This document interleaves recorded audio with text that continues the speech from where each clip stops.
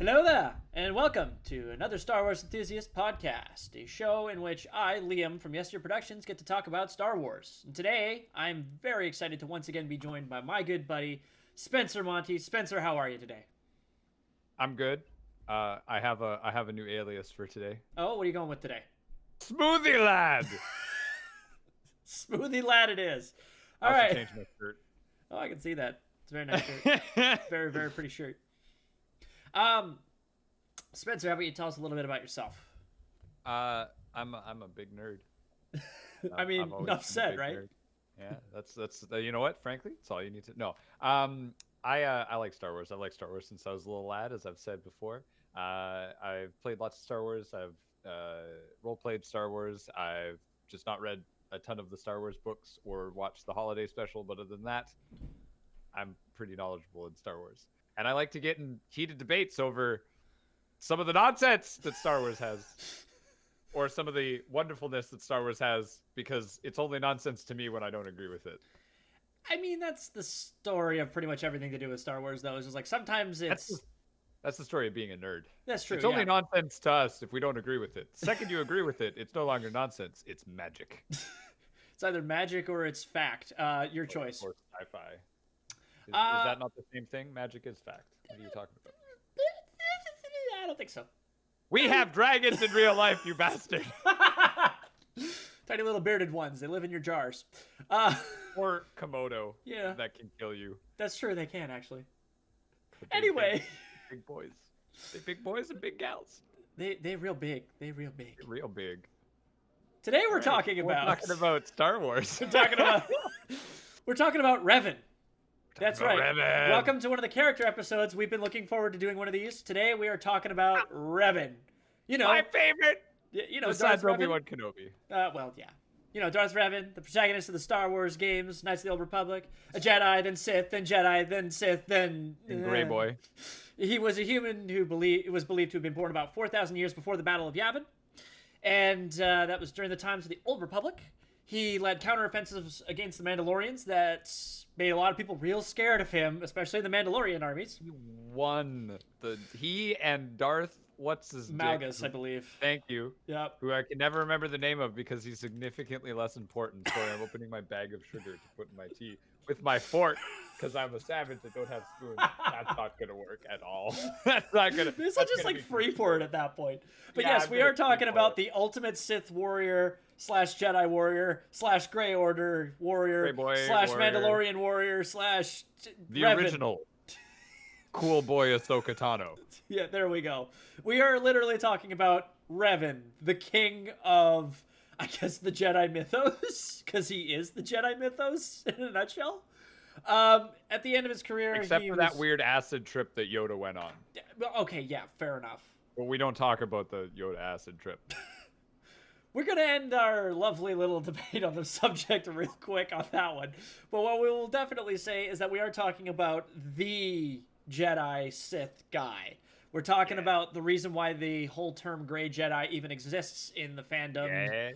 And we're, of course, going to probably be diving a little bit into the duality of the Force a little bit about that. But, like, oh boy, yeah. I know you've been kind of revving to go, so maybe I'll just let you go. Oh, oh, ha, ha! Oh, yeah, I've been wanting to make that joke all day. I'm so stoked. Lad is drinking his smoothie for a moment to calm down after that pun. Oh, that was so worth it. That was so worth it. I don't care if you guys unfollow, unsubscribe, or anything at this point. I made my joke that I've been wanting to make. Yeah. Don't feel bad about that. Don't even apologize. Don't even think about apologizing. I am not sorry. Bastard. I am not sorry. Revan was incredible. Like, this dude was straight up like the OG most powerful force wielder. And like, just outside of just the games, like, he's got a lot of mythos and canon surrounding him. But yeah, no, as Liam said, like, this dude, he went through the Mandalorian Wars. Like, that's how he kind of got his start.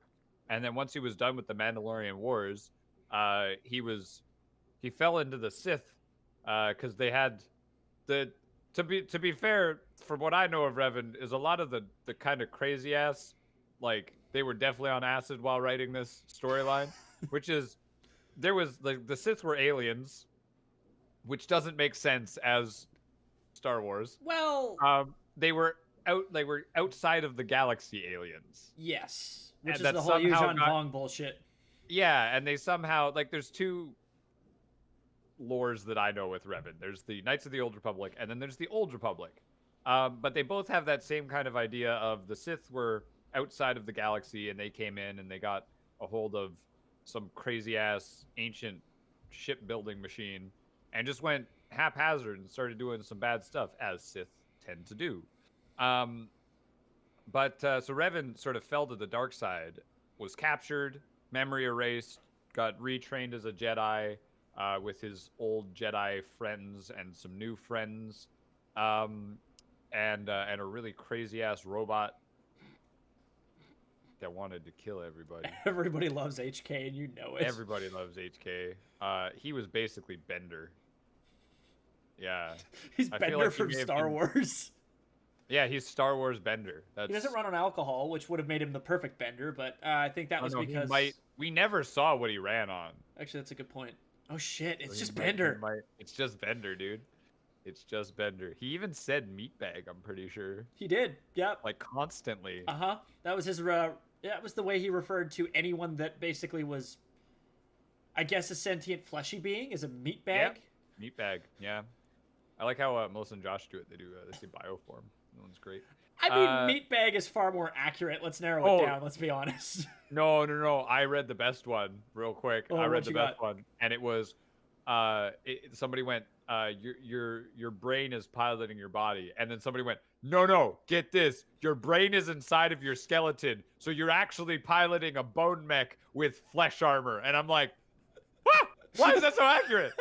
But anyways, back to Revan.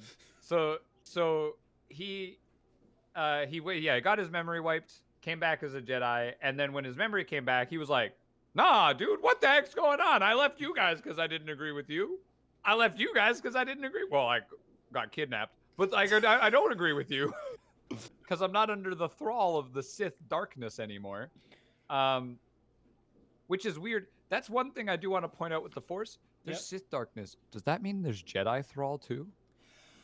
Yes and no. Okay, so if we're talking duality of the Force right now, I'm going to go on this weird philosophical discussion point here where you're talking to the right guy about weird philosophy. Cool. So here's the reality of the duality of the Force. There's the light and there's the dark, okay? Both sides pull on the Force in a certain way. It's like the north and south pole of a magnet. Yeah. By pulling on one side, though, you are decreasing the amount of presence of the other, meaning that the Force, in order to rebalance the scale, starts to pull back.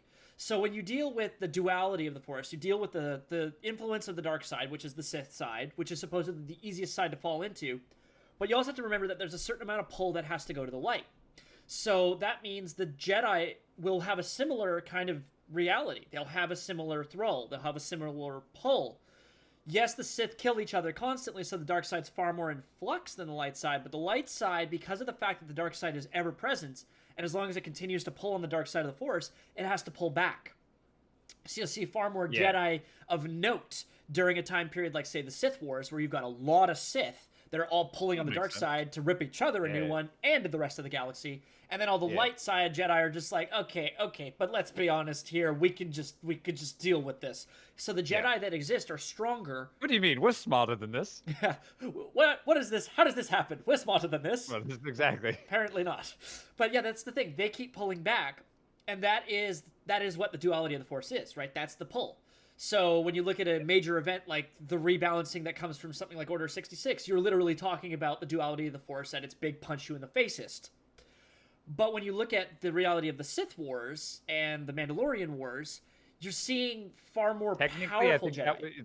It's the Jedi Civil War. Well, yes, but you get the idea behind the pull on the two different sides. So as long as both sides are being pulled on, you're going to get an equivalent number of powerful wielders versus weak wielders versus just quality and quantity. So it's not just a quality thing, it's all about quantity. So if you've got a lot of dark side, like weak guys, the Sith will lose the fight because the Sith aren't that strong.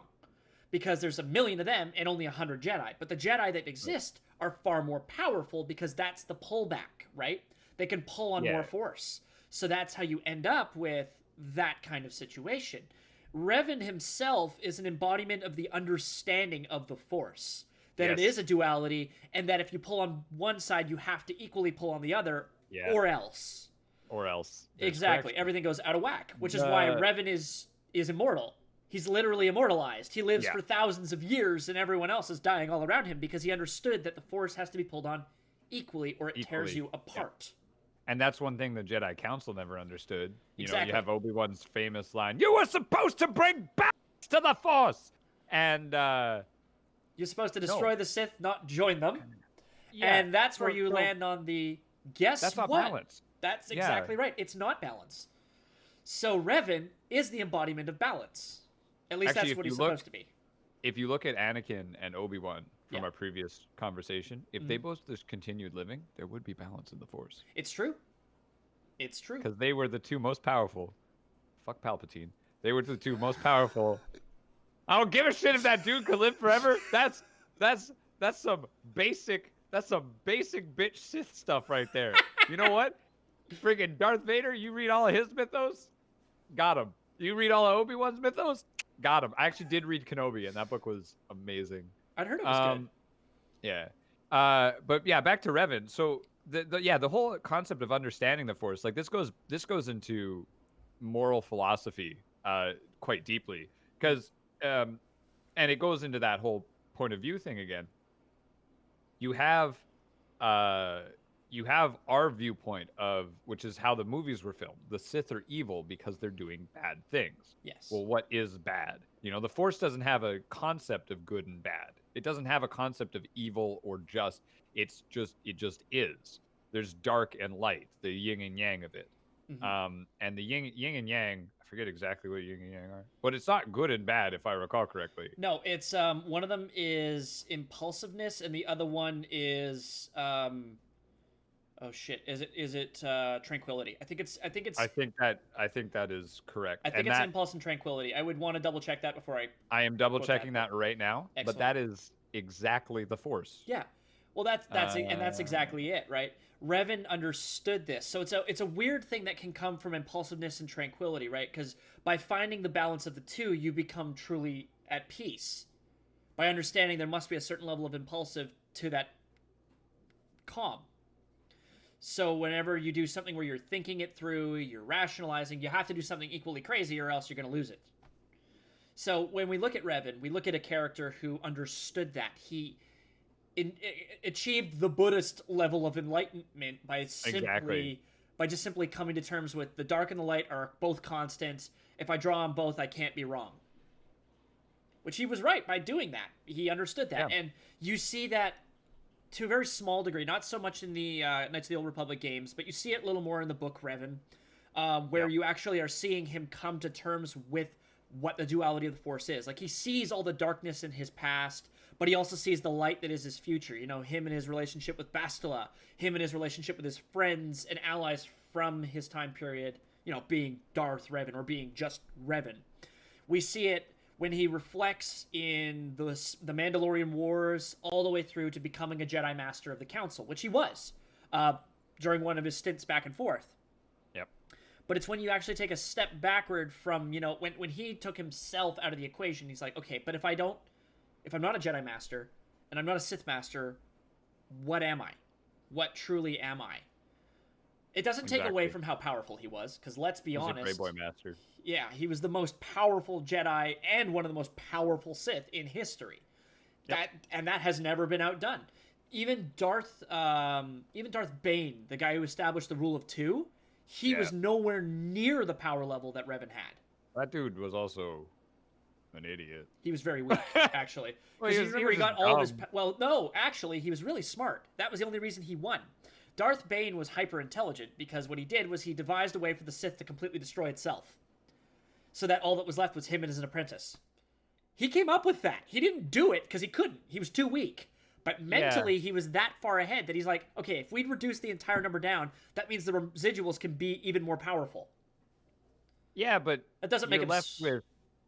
Well, no, but the issue is you're left with any one person in the light side or Grey Boy side that could completely wipe out the Sith If he until wanted to. some other dingus found a holocron. Also, the yin and yang. Yeah. Wikipedia says a bunch of stuff, but basically, yin is active, or sorry, passive, and yang is active. So basically, exactly what you Yeah, said. so impulsiveness and tranquility.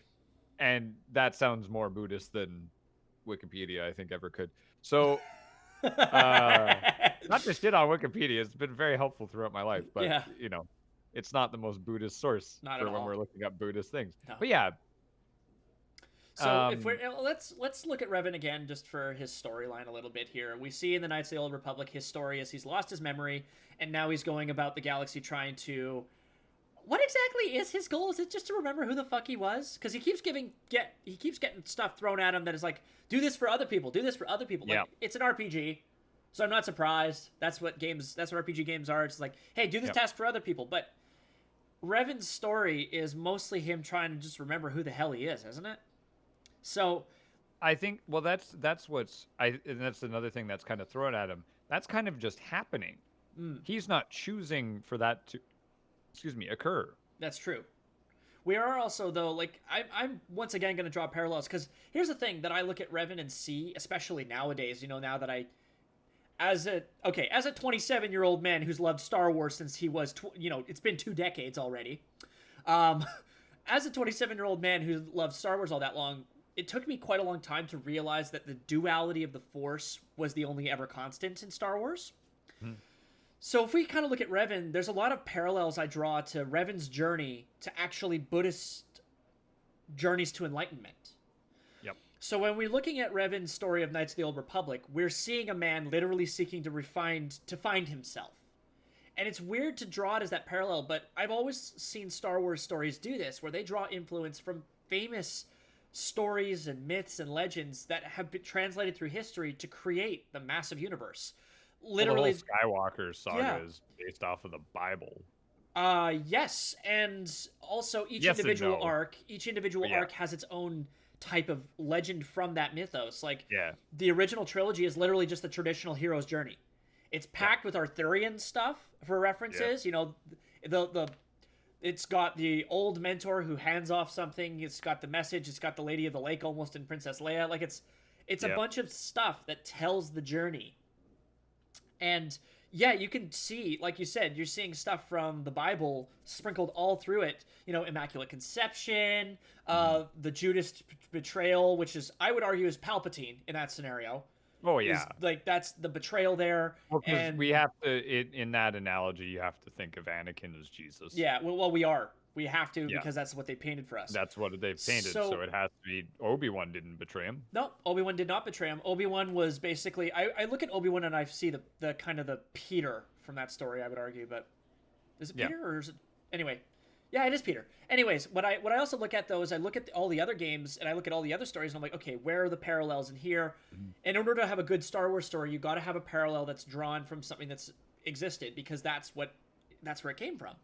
So we see that in Revan's story being the story of Buddhist enlightenment, coming to terms with the light and the dark and becoming one. Yeah. So he just truly is one with the Force. That's his whole thing. That's his whole shtick, as it were. And he didn't have to go on a crazy acid trip to do it. I would argue amnesia is a type of that. No, that's definitely a different thing. Like, that's just like, oh god, I don't remember it. Like, if you watched that season, what was it, season 6?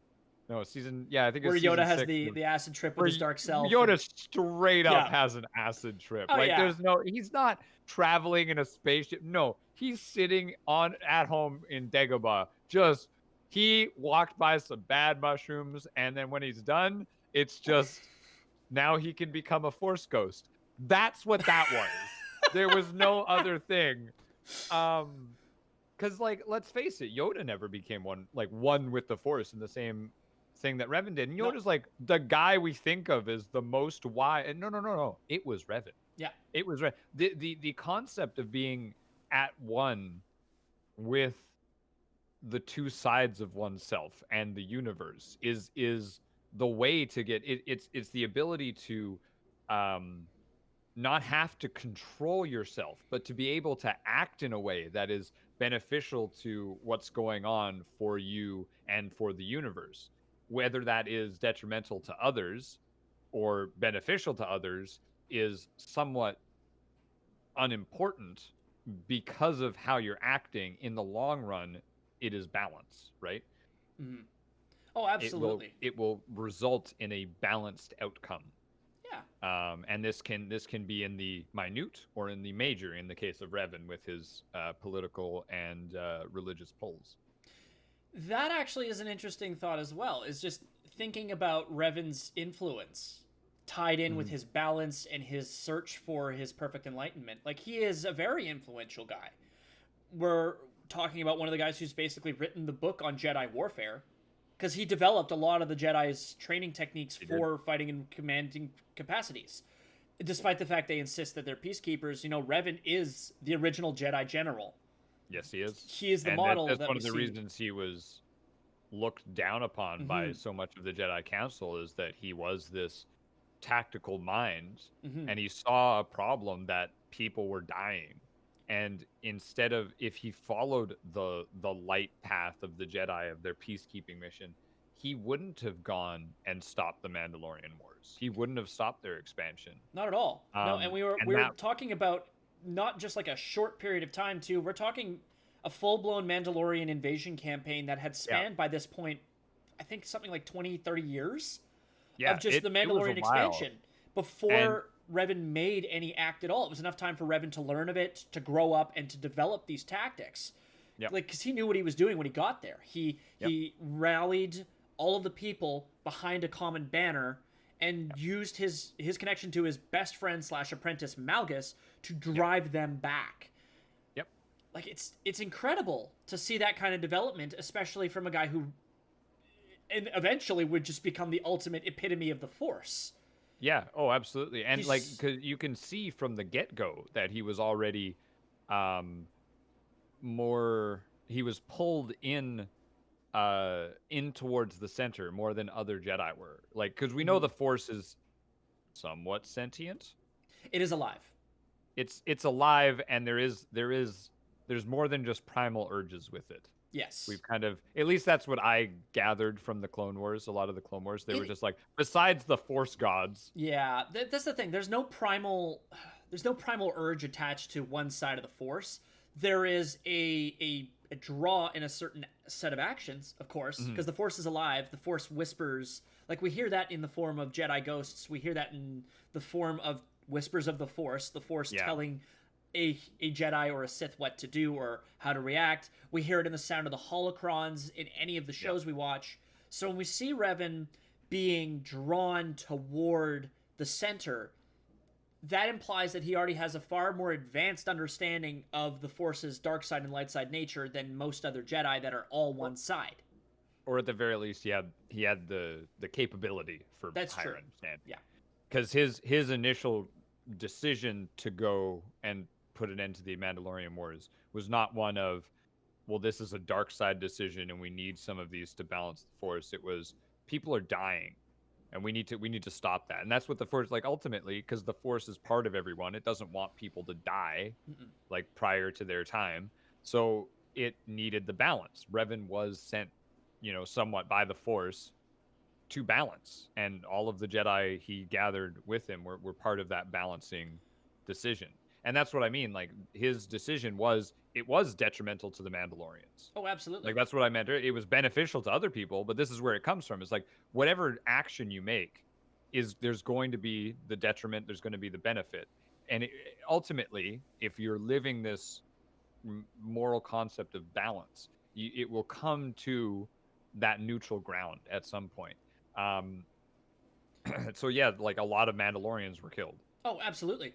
But then now there's no war, so a lot of other people aren't getting killed. And then Revan goes after this, right? He goes and gets pulled into the dark side. Well, in order to do it, it was the equal to pull, because he'd spent so many years being a Jedi at this point, right? He'd spent about 20, 30 years of his life being a Jedi.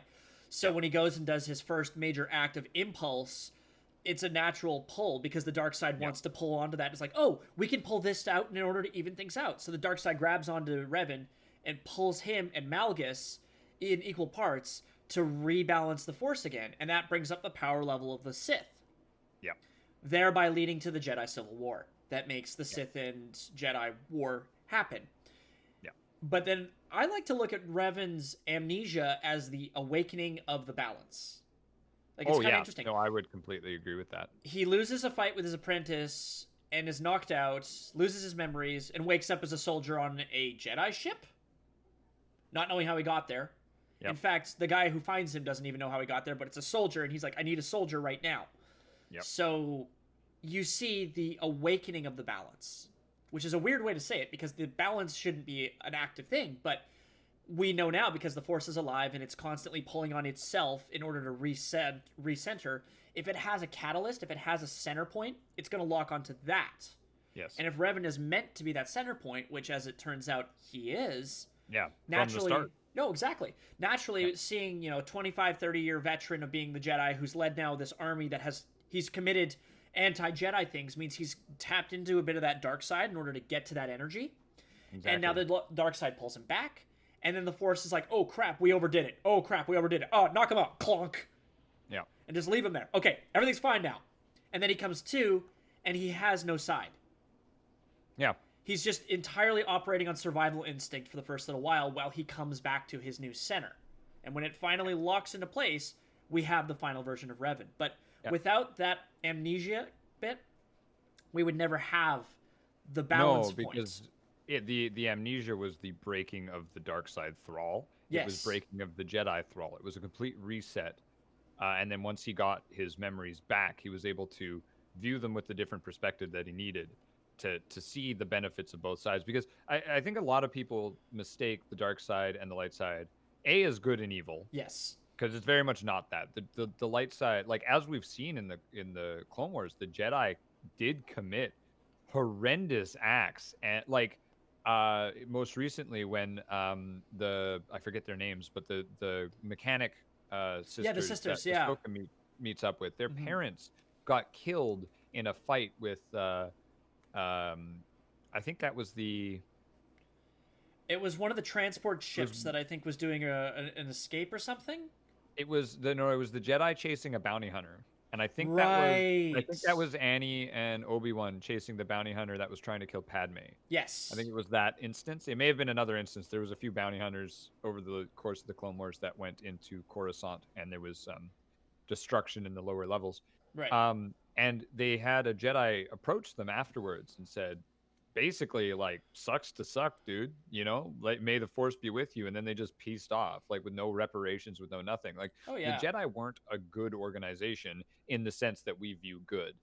They weren't a bad organization in the sense that we view bad. But I think the same can be said for the Sith. Yeah, they committed a lot of murder. And yeah, we keep calling them space Nazis. But realistically, if you look at what Palpatine was doing, it was very minimal loss of individual life, because the armies for the war were clones and droids, which are created. And yeah, I will say that just because clones are created doesn't make them any less human, for lack of a more exact term. But at the same time, like, Palpatine, I think, also saw the necessity for balance, because he wasn't necessarily killing things that weren't created for that purpose, right? That was the balance in that. And I think Palpatine, like, we know from the movies and everything, Palpatine, yeah, he was an evil dude. Like, or at least he was creepy as hell. Definitively, we can determine Palpatine had evil intent. He had, but I don't think this is the thing. I don't think he had evil intent. It was just the execution was evil. The intent was order. That's true. The intent for Palpatine was to create a galactic, and yeah, he wanted power. Yes, that's what the dark side. That's what the dark side pulls you towards. Is the impulse want. And so yeah, that made sense. If he was on the light side, he may have gone for the same thing, but in a different manner. Like, because I think no matter what, Palpatine saw that the galaxy was in chaos, and this is where, like, when I talked about Foundation before, and I use this a lot when we're talking about sci-fi, is because the Foundation novels are the root of modern science fiction. Oh, 100%. We didn't have any of this before Foundation. Like, hyperspace, was never thought of, like, No. realistically. The concept of humanoid robots, all that sort of stuff. Like, there was little bits of it here and there, but Isaac Asimov really pushed that forwards and brought the scientific ideas into the fictional realm, as opposed to what we had before, which was very like Area 51 kind of woo stuff, you know? And he really solidified. So you can take any piece of modern science fiction Yeah. and relate it back to what he has. And so we look at what Palpatine's doing, and we look at exactly same thing that Harry Seldon, the main character in the first book, or the first short story. The galaxy was in chaos. Yes. There was a lot of different factions trying to work to gain power and things like that. And Palpatine saw that and was like, no, we're not. And it wasn't like, no, I'm doing this for the good of the people. He's like, no, I just want to control this. That was his mindset. So I don't think the intent necessarily was evil. He's just like, I want order. That was the intent. That was the base intent. I want to control this whole situation so it can be orderly. And you can look at Harry Seldon's actions. That's the light side. But the light side let a ton of people die. Because, like, he had to wait for the Empire to collapse, which is exactly what the Jedi would have done. Oh, 100%. If they They had would have the just same waited it out. Exactly. If Palpatine was a Jedi, he would have done this exact thing. I can confidently say that. He would have waited for the galaxy to fall into chaos and build something up from the scraps of what was left. But in doing so, as many people would have died as his way. He was just expediting the process. And again, we see that the dark side, there is maybe not necessarily evil within it, but because of those impulses in people, it drives out evil actions. So the intent, I don't think, for any Sith was ever particularly evil. It was their way of seeing the world. And just like with Jedi, their intent was never necessarily good, although the mistake they fell into was believing that they were the moral compass. And that right there was the fall of the Jedi, is because the Sith did not believe they were the moral compass. I never got that from any Sith. No, they were just like, yeah, we want power. You never would have got that. Like, even from Sith assassins like Asajj Ventress and Darth Maul, you never at any point are mistaken. These guys are in it for themselves. Therefore, they don't decide they have the moral high ground. They decide that they just have the power high ground because they are that much more powerful than everybody else, and they just acknowledge that. Yeah, they're just like, we have an end goal, and this is how we see we are going to meet it. And so the whole idea with comparing the Galactic Empire to Nazism is not remotely accurate, because Nazism didn't, like, they preached order, but that's not what they were doing. It was strictly racist prejudice, and there was some of that in the Galactic Empire. Well, xenophobia was very rampant in the Galactic Empire. But it was also very rampant in the Republic. It's true. There was slavery actively going on. Always. And that's and so that bit didn't change like that. And I think that was something that I honestly believe that and I mean, I am a white male saying this, so it's kind of hard to say, but if we're talking about aliens, I think the racism was curbed a good bit by the, at least from what we've seen and read, by the Galactic Empire, because we didn't see as much slavery. We didn't see as much. It still existed, don't get me wrong, but I think a lot of the racism came down to poverty. Which, when it comes to, they basically kept alien classes poor. And I'm not saying this is good. No, I'm just saying it's definitely, to me, it seems like it's better than it was in the Galactic Republic, because in the Galactic Republic there was open slavery, and somebody may argue with that, but it was so easy for the Jedi to find it was open. Like, in my opinion, it wasn't covert. There wasn't just we got to keep these. They were just like, yeah, that's the slaving planet. That's the what? What? What do you mean that's the slaving? That can't just be a thing. Well, yeah, that's the thing. Just chuck two planets over. That's his slaving planet. What do you mean that's it? So anyways. Just talking about Revan real quick, though, no point was Revan actually out to stop anything like that either, though, right? Exactly. We've never seen the character implicitly trying to do anything that one thing would be considered good versus bad. He's always doing something that he thought was in the best interest of the mass, right? Yeah. And I thought that was very, very obvious in his decision to join the Mandalorian Wars. So when we look at Revan, when he's seeking for that inevitable balance, that inevitable perfect balance, he's not stopping anything that already exists by just doing his actions. All he's doing is furthering the goal of balance. Yeah, he's expediting the process. Yeah, he's doing the same thing Palpatine would do, and which is interesting that you brought that up, because I never would have thought of Palpatine as just looking for an end result and expediting it, but it makes sense. Yep.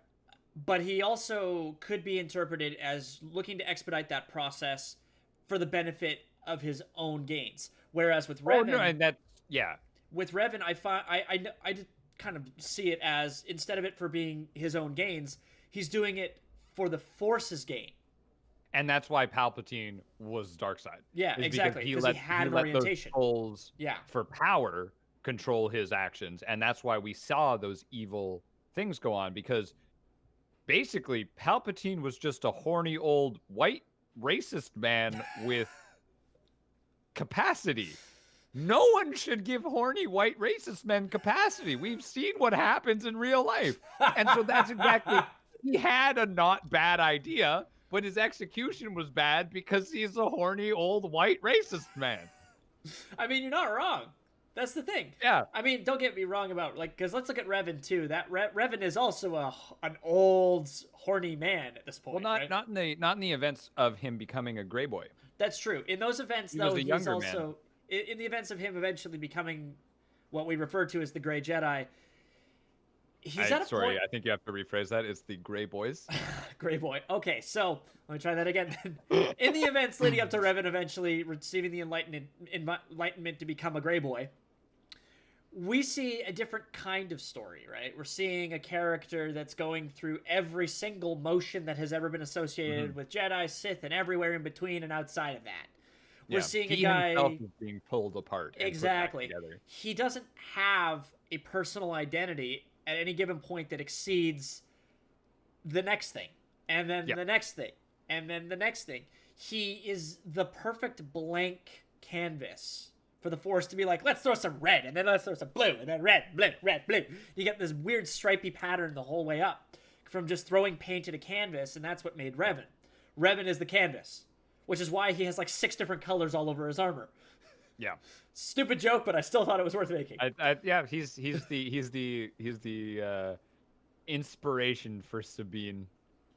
Oh, absolutely, yeah. Get that armor color going on, girl. Good. One thing also, like, it's interesting to point out is that in the fallout of the Mandalorian Wars, you know, like, his mask is actually a Mandalorian Neo-Crusader helmet. Yep. So we know this about Revan. We know Revan respected the Mandalorian culture. And they, in turn, respected him by the end of the war. Because he's terrifying. He is the embodiment of everything that the Mandalorians have been for, at this point, generations. Yeah, so honor and war and power. Game recognizes game. Yeah. That's exactly what it is. Game recognizes game. That's totally true. Yeah. That's exactly what it was. Like, we're talking game. We were talking the ultimate embodiment of military might, seeing the ultimate embodiment of a military individual being like, okay, you could be the Mandalore. You want to do that? And he's like, nah, brah. I'm going to go be a Sith and rule those guys instead. Mandalore's like, that's cool. Yeah. Because Mandalorian soldiers are the heavy inspiration behind, if you also look at the Sith armor, like the Sith Acolyte armor, you see it in the Sith soldier armor. Yeah. Like, you could see the heavy inspiration from the Neo-Crusader armor worn by the Mandalorians of the time. Whereas the Jedi, let's look at what they're wearing. You know, we're talking flak jackets and those stupid pontoon helmets. Like, whatever their freaking arm pads are. Whatever that is. Like, it's what is obvious. That for? You put a little bit of clone trooper armor on your shoulders? You see how good it does them? Well, helped. It's better than Stormtrooper armor, as Commander Rex points out in the frickin' Rebels TV series. Like, that's true. Stormtrooper armor. I was also watching. I forget. I think it was a film theory. Oh yeah. And I might be wrong on that, but the interesting thing with Stormtrooper armor is it potentially kills the person inside when they get shot because it's more expensive to do medical care, which makes sense. Yes. For a galactic empire that is struggling financially because it rose off of the back of a galactic war. It Like also there's is they keep sinking money into a giant space ball that shoots oh things. yeah, plus the space ball. Yeah. They Yeah, keep the space kidnapping balls. scientists. True space balls. All we miss is the space schlong, and that's was that the Superstar Destroyer? Because that thing was perfectly phallic. Just plain and simple. Okay, I'll be honest. Yeah. The Superstar Destroyer was not phallic, and you need to go to a doctor. Why did your dick look like a triangle? Well, is it? Well, okay, it's not going into that. 2 balls and an arrow. No one ever said that. What's wrong? I point to treasure, okay? Hey, you said it, not me, man. That's Anyway. all that an erection is. It points. It knows like, the way. Back on topic though, Revan. We're talking about a Jedi Sith. And not his erection chips. Nope. No. No, we're not going near that. Well, we already went near it and then ran away to post haste.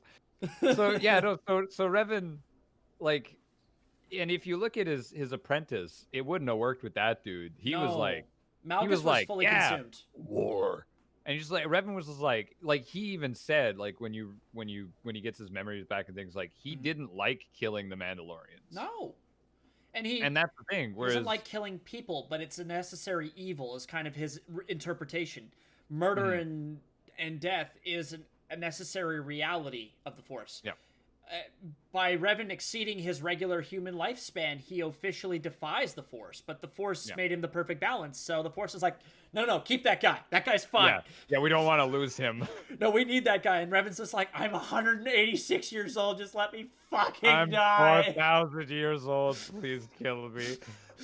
I just You imagine didn't him in a stop tank. the It's like, aging "Kill process. I'm me." just floating dust. Inside the suit. He's just dust in his suit. He's just dust. All he is dust in a suit. And then they play the song. Shoot, I had a point. Hold on. I'll let you get to it. Oh, okay, yeah. So this is the thing with if you draw parallels to pacifism with this, because a lot of people would say, at least a lot of people in philosophic circles might say, the idea that killing was the necessary evil might have been a flawed concept. Well, the interesting thing is now, and the whole interesting, wonderful world of philosophy is that our present situation biases our cognitive ability. In Canada, in the year 2020, I, as a pacifist, am able to be a pacifist because of my situation. I don't have things that are trying to kill me or to kill those I love or to subjugate those I love in some way. Not to say that doesn't exist in Canada, just for my specific. And so I have the luxury of being a pacifist. Revan didn't have that luxury. The Mandalorians, no matter what, would not listen to diplomatic reasoning. They didn't need to because they were the military might in the galaxy. Exactly. So when you take a character like Revan, who is meant to be a pacifist, because that's what the Jedi Order preaches, like, you're absolutely right. Yeah. That's the thing. Present situation aside, if the situation for us, individuals, was where Revan and the Mandalorian Wars are in that time period, we could absolutely identify with Revan's choice. Oh, absolutely. And this is where a lot of people that I talk to, I'll say I'm a pacifist unless somebody threatens my family or loved ones, because that's true. And then I've gotten the response, well, then you're not a true pacifist. Yes, I am.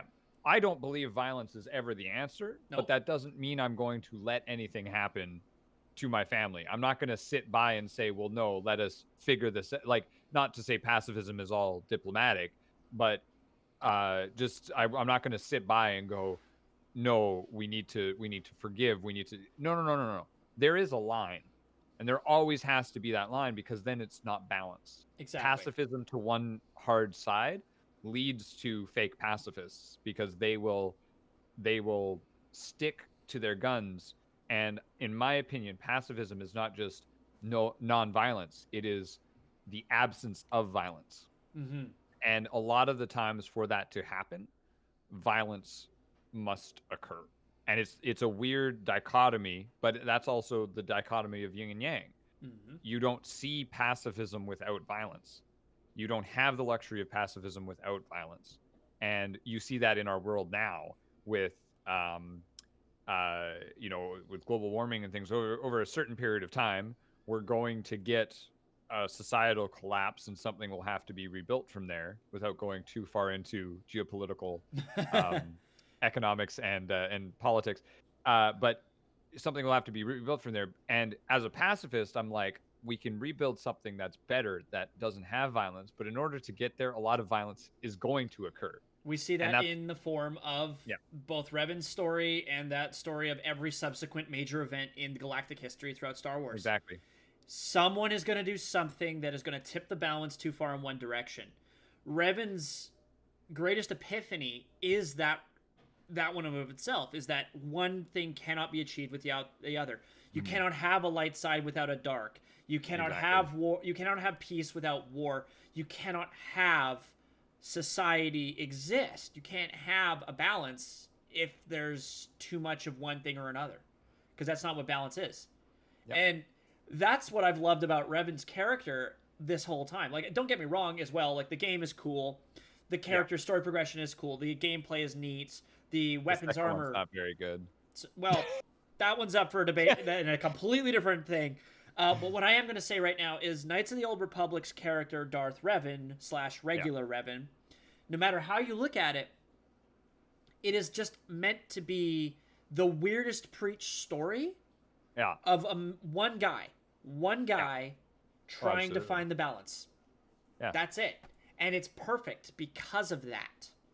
Yeah. Like, we're talking about the perfect character because he's the I guess the rants, or is he just the idea? Is he the concept? It doesn't matter. He's the symbol, yeah. Exactly. He is the balance. And without that balance, we wouldn't know one from the other. And I think it's interesting to look at, every time we talk about the current canon, we talk about the light and the dark sides, we talk about the Dathomir witches, and we talk about the Jedi Order, we talk about the Sith assassins and the Sith lords, and we talk about the gray Jedi, or the ones that are just outside the Order. The reality is that a gray Jedi doesn't exist. Officially, it's not a thing, because you can't have a gray Jedi. But what you can have is a person that understands the balance. Qui-Gon Jinn is the closest we ever got to that in the actual current canon. Revan is sorry? Ahsoka Tano. Well, okay, Ahsoka Tano finds it eventually too. But eventually, yeah. What's also important to remember, though, is that Revan is the idea behind that. He's where we got the concept of the Grey Jedi. And technically, Grey Jedi is still an inaccurate term. He's not a Grey Jedi. No, it just, Grey Force user doesn't roll off the tongue, and it just makes you think of Palpatine. Yeah. Because he's the hoary old racist white man whose skin turns gray from Force lightning. Oh, good Lord. Oh, fuck. I just can't believe that, after how many years has it been since Knights of the Old Republic came out? Like, it came out in early 2000. 2002, yeah. So it's been almost 20 years since this game has been out, and the idea of the Grey Jedi has been around as long as Revan has been. Yeah. But it's still, like, if we talk about the perfect Force wielder, we talk about a person who recognizes what the Force is and just walks the fuck away from it, says, nope! Yeah. Nope! They understand that their powers have effects on the galaxy. Which is what even Revan if did. You're a Padawan. Yeah. Like, you are essentially a deity. You're a demigod in the flesh. And I would say God, but there are actual Force gods. As it turns out, yeah, we find out there's 3 Force gods. There's the Force god, then there's the brother and the sister on the planet. That's a 2-episode arc, 2 or 3 episode arc. 2 or 3, yeah. And none of it made me happy. The funny thing is I was sitting there and you're watching and you're like, yeah, I think they're all bad. and then the show's just like, oh, maybe it's the light side girl, maybe it's the dark side guy, and then it finishes and they're just like, no, it was all of them. It was all bad. It was all bad. Everything's bad. They were all bad because they all had their own agendas. Well, that's so the thing. that was at the end of the day, kind of weird. Yeah, but that's what it was, though. That's what the whole duality of the Force was meant to be represented by, is the idea that everybody's bad, just accept it or walk away. And what the duality is that everyone is them. Yeah. Like there is no good and bad. That's what our cognitive process has ascribed to these sides. We've rationalized it ourselves and created the good and the bad, but in reality, it's all the ugly. Yeah, exactly. We see light as safety, as good, because light is something that brings life, and darkness is something that hides stuff. Yes. But there's always the nice thing, like if you look back, because we ascribe this back to our hunter-gatherer days. If you look back to hunter-gatherer days, we needed the dark. Oh, we to did. hide from things. Yeah. We needed we couldn't have the light because it caused skin damage and things like that. There's problems on both sides and there's benefits on both sides, and that's the duality that we in modern day miss so often between light and dark, good and bad, is that there's always what we ascribe to good and bad in both of those terms. It's what Revan is the embodiment of. Yeah. He is the embodiment of that recognition. Yeah. So I guess Revan is the ultimate human? I would completely agree that Revan is the ultimate human. There you go. Plus okay. He's got space wizard powers. Space wizard powers and a laser sword that goes through everything. Yeah. Except for apparently Stormtrooper Armor in every freaking game you play, and electro staffs and vibroblades and most suits of armor. You know what? The lightsabers, I think, got dumbed down an awful lot in video games. Yeah. You use them more like a baseball bat than you do an actual laser plasma sword. The plot armor's too thick. That is so on point. You made Durasteel plot armor. Fuck. You made, what was the Mandalorian Beskar thing called? Yeah, you made Beskar plot armor. You can't make Beskar plot armor. I mean, if you're gonna give Beskar plot armor to stormtroopers, maybe you could invest in healthcare instead. I don't know. Just saying. It's supposed to be Duraplast. Yeah, that's true. Also, Anyway. one more big boon for Revan is that as a gray Jedi, you can use a lot more different colored crystals. That's true. He did have a purple one. Yes. And orange. Yeah. And everybody Ahsoka has white. Yeah. Which is actually I'm gonna go find it in a second. That's the color of my lightsaber, actually, as I went with white. Here's the thing. I've known about the duality of the Force for a very long time. Well, since I was old enough to start to realize the difference between good and bad is strictly how you interpret it. Yes. Was when I realized, wait a minute, the light side, the dark side. Oh, fuck. Yeah. But when Obi-Wan, or was it? Yeah, it's when Obi-Wan says, from a certain point of view, he's not wrong. He figured it out. He just didn't ascribe to it because he had principles that he wanted to follow, which goes back to everyone's not evil or good. Everyone's just them. Yeah, that's the thing. And it's the acceptance of everyone is just them that gives us clarity. And that's definitely what gave Revan clarity. He just realized, you know what? Since I'm not a Jedi, because I've been a Jedi twice and it's not really working for me, and I'm not really a Sith, I've been a Sith twice, it's still kind of not really working for me, maybe I'm just not either one. And that's how you get the ultimate character. You get a character who's just like, I can't be one because I am both. Yep. And his acceptance of being both is what gave light to a character that will live forever as, like, the ultimate character. Yeah. And here's the other thing, too. I'm going to go on record and say my favorite Jedi to date from Legends, canon, etc. is always going to be Starkiller. I love Starkiller. Fair point. He's always been my favorite Jedi / Sith. He's been on both sides. I would argue he isn't a good representation of what the duality of the Force could be because he's not. Oh, God, no. He's not. He is all Sith or all Jedi, and sometimes he uses Sith powers as a Jedi, but he's identified as a Jedi. He recognizes himself as a Jedi in the end. That's one thing. Yeah? I might be wrong on this, but I'm almost positive there is no such thing as Sith powers or Jedi powers. There's not. Everyone can use everything. It's just what It's you about how you morally learn. decide is okay. Exactly. Like Plo Koon uses something called Force Judgment, which is yellow Force Lightning. What? Nope. Yeah, It's a thing. So Jedi can do what Sith can do, and vice versa. Yeah. It doesn't matter. It's all about where your Jedi, moral qualms fall into place. That's why the we've moral seen compass Luke exists. Force choke. Yep. Just like Darth Vader.